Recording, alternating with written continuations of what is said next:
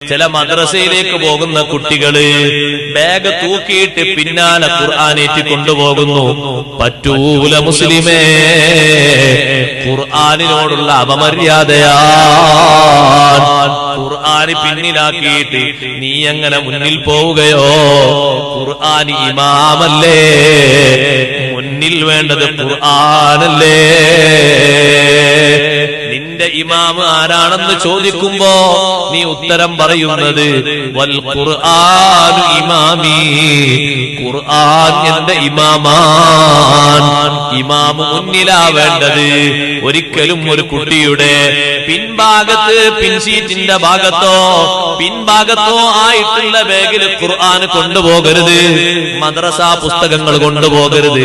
അതുകൊണ്ടാ ഇൽമിന്റെ കുറവ്, അതുകൊണ്ടാ ബുദ്ധിയുടെ കുറവ്, അതുകൊണ്ടാ ഉന്നതിയിലേക്ക് എത്താത്തത്.